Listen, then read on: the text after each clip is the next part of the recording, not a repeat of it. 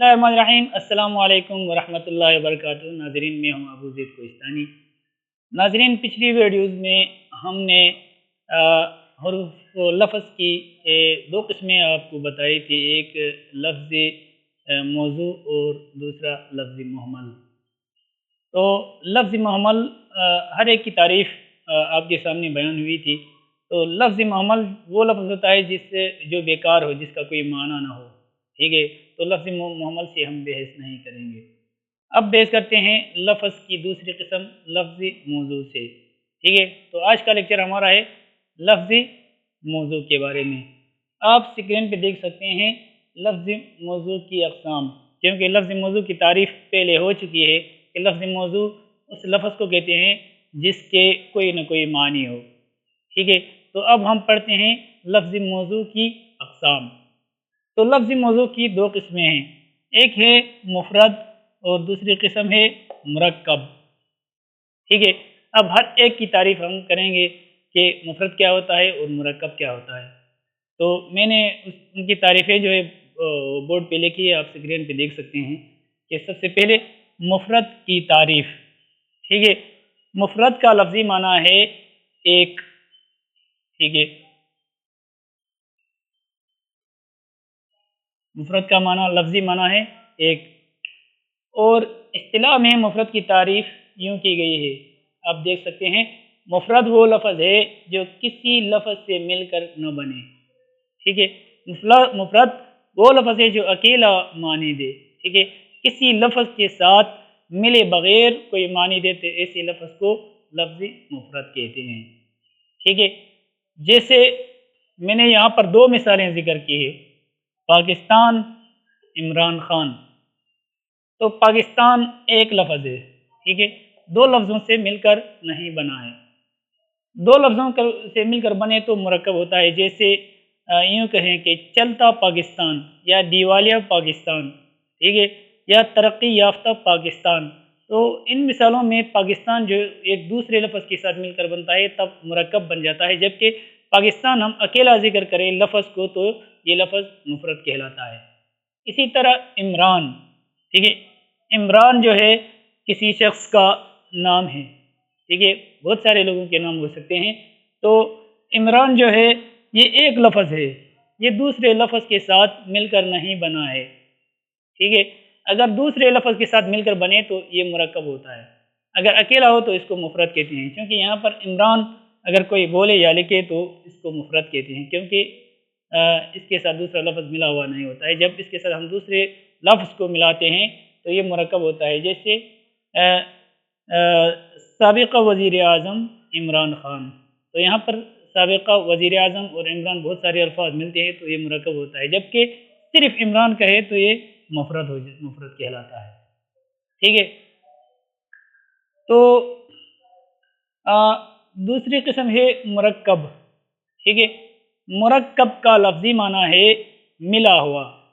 ठीक है, मुरक्कब का लफ्ज़ी माना है मिला हुआ। ठीक है, क्योंकि ये इस्मी मफ़ऊल का सिगा है, मुरक्कब मिला हुआ। इस्तिलाही तारीफ़ क्या है मुरक्कब की? इस्तिलाही तारीफ़ ये है कि वो लफ्ज़ जो दो या दो से ज़्यादा लफ्ज़ों से मिलकर बने तो इसे मुरक्कब कहते हैं। जैसे मुरक्कब वो लफ्ज़ है जो दो या दो से ज़्यादा अल्फाज से मिलकर बने।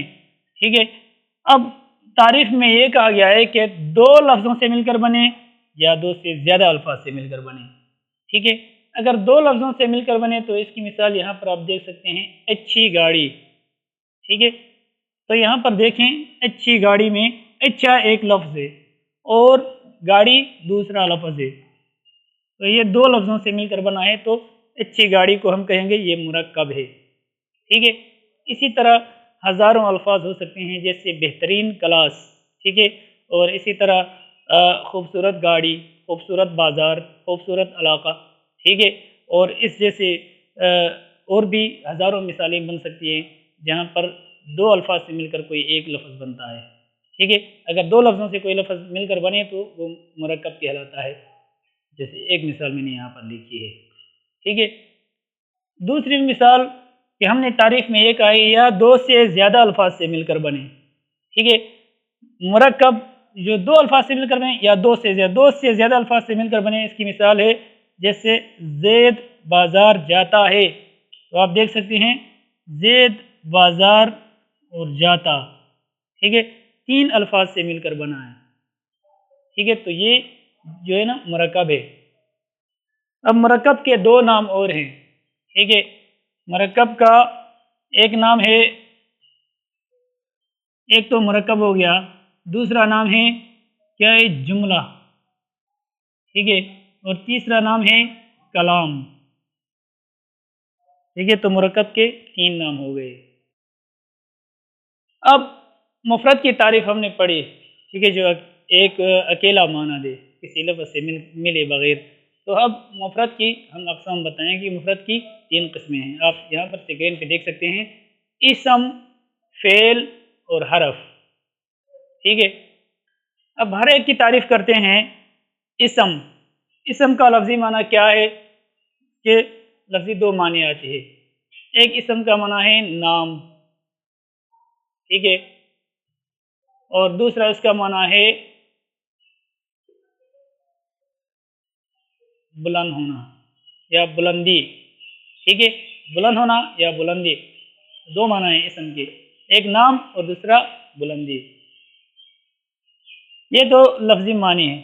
اور اصطلاحی تعریف یہ ہے، یہاں پر آپ دیکھ سکتے ہیں، اسم وہ لفظ ہے جو اکیلا اپنے معنی دے اور اس میں زمانہ نہ پایا جائے، ٹھیک ہے۔ بالفاظ دیگر اسم کی تعریف یوں کرتے ہیں کہ اسم وہ لفظ ہوتا ہے، اسم وہ مفرد ہے جو اکیلا اپنے معنی خود دے اور اس میں جو ہے نا تین زمانوں میں کوئی ایک زمانہ نہ پایا جائے، اس کو کہتے ہیں اسم، ٹھیک ہے۔ یعنی اسم میں دو چیزیں ہوتی ہے، ایک یہ کہ اسم بذات خود جو ہے نا اس کا ایک معنی ہوتا ہے، اور دوسری چیز کیا ہے کہ اسم کے اندر زمانہ نہیں ہوتا، ٹھیک ہے۔ جیسے لڑکا، تو آپ اس لفظ کو دیکھ سکتے ہیں لڑکا، یہ اسم ہے کیونکہ ایک تو اس کا معنی ہے، ٹھیک ہے، لڑکے کا معنی ہے، اور دوسرا اس میں زمانہ نہیں پایا جاتا ہے، نہ ماضی نہ حال کا اور نہ مستقبل کا، کوئی زمانہ نہیں پایا جاتا ہے۔ اسی طرح پہاڑ، ٹھیک ہے، تو پہاڑ ایک ایسا لفظ ہے جس کا معنی کوئی نہ کوئی معنی موجود ہے، ٹھیک ہے، مثلا پتھر، ٹھیک ہے، یا پتھر سے بنی ہوئی چیز، تو پہاڑ جو ہے یہ معنی دار لفظ ہے، اور اس میں تین زمانوں میں سے کوئی ایک زمانہ بھی نہیں پایا جاتا ہے، ٹھیک ہے۔ تو اسم وہ ہوتا ہے جس کو جو معنی دار ہو اور اس میں زمانہ نہ پایا جائے، اسے اسم کہتے ہیں۔ نمبر دو، فعل، ٹھیک ہے، فعل کا لفظی معنی ہے کام، فعل کا لفظی معنی ہے کام، اور اصطلاح میں فعل کی تعریف یوں کہی کہ فعل وہ لفظ ہے جو معنی دار ہو، جس کا کوئی نہ کوئی معنی ہو، جو اپنے معنی خود ظاہر کرے اور اس میں تین زمانوں میں سے کوئی ایک زمانہ پایا جائے، ٹھیک ہے۔ یہاں پر آپ دیکھ سکتے ہیں وہ لفظ ہے جو اکیلا اپنے معنی دے، ٹھیک ہے، جو خود معنی دار ہو، نمبر دو، اور اس میں کوئی نہ کوئی زمانہ پایا جائے، ٹھیک ہے، یعنی تین زمانے ہیں ان میں سے کوئی ایک زمانہ پایا جائے۔ یہاں پر آپ دیکھ سکتے ہیں تین مثالیں میں نے لکھی ہے، ایک لکھا، ٹھیک ہے، تو لکھا ایک ایسا لفظ ہے جس کا کوئی معنی ہے، ٹھیک ہے، قلم کے ذریعے سے کچھ لکھنا، ٹھیک ہے، تحریر کرنا، لکھنا، اور دوسرا اس میں زمانہ پایا جاتا ہے ماضی کا، یعنی گزرے ہوئے زمانے میں کام لکھنے کا کام ہوا، ٹھیک ہے۔ دوسری مثال ہے لکھتا ہے، ٹھیک ہے، تو لکھتا ہے میں یہ جو لفظ ہے لکھتا، ٹھیک ہے، لکھتا ہے، اس میں ایک تو معنی ہے اس لفظ کا، ٹھیک ہے، لکھنا یہ کام ہے، اور دوسرا یہ ہے کہ اس میں ایک زمانہ بھی پایا جاتا ہے، یعنی حال کا زمانہ، موجودہ زمانہ۔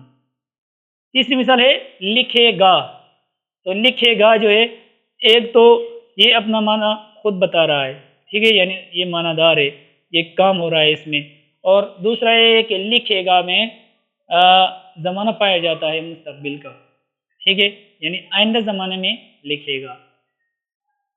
नंबर 3 हरफ। हरफ का लफ्ज़ी माना है,